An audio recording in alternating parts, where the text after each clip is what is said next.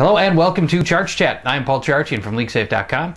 Thanks for joining us here at Open Sports. It's that time of the week when we perform a little sneak attack running back style, and we look ahead to week 8 and try to find some running backs that are available in the waiver wire, guys you would not normally start, and see who's got some good opportunities to have some unexpected success this week. At the running back position specifically, and I've got 3 guys for you. We begin with Ahman Green going up against Cincinnati. Green continues to get a lot of work in the backfield with Houston. Then it's sort of timeshare with Steve Slayton. A lot more work than I thought he'd get, to be honest with you.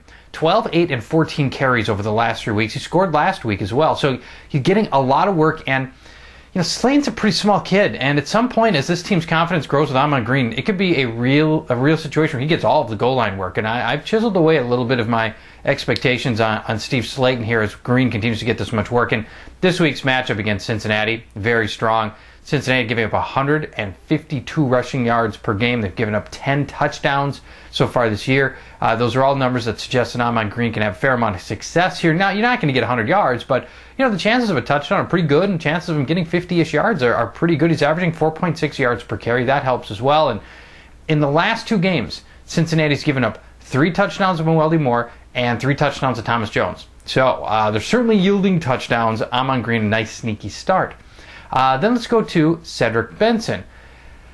First off, I don't like him and I don't trust him. But for 1 week, maybe Cedric Benson can get it done here against a really bad run defense in Houston. For reasons I don't totally understand, Benson getting the carries over Kenny Watson. Watson is a guy who's been with the team for a long time. They know him. They obviously like him. They wouldn't have kept him around. I'm baffled as how they brought in Benson off the street and have decided to run him more than Watson, but they are. So it is, as I like saying in the NFL, it is what it is.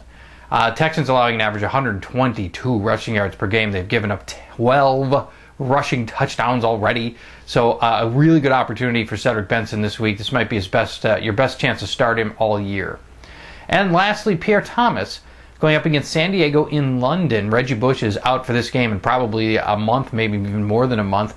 Pierre Thomas filled in for Reggie Bush in week 17 of last year, put up 100 rushing yards and 100 receiving yards, which is pretty impressive. Now, Pierre Thomas was filling in for Deuce McAllister at the beginning of this year, and he just looked so-so. But I think he's better suited for more of a Reggie Bush role as a pass-catching back and a back who runs outside than what they were trying to do with him was have him run between tackles and stuff at the beginning of the year. It just doesn't seem to be a good match for him. I like him a little better here in this kind of format where he plays more of the Reggie Bush role than the Deuce McAllister role. Now, short touchdowns will likely continue to go to Deuce McAllister, and that's fine. We'll accept that, but that doesn't mean that Pierre Thomas can't find some success against a mediocre run defense. San Diego's allowed running back rushing touchdowns in each of the last 3 games. So an opportunity here in a very dynamic offense for Pierre Thomas.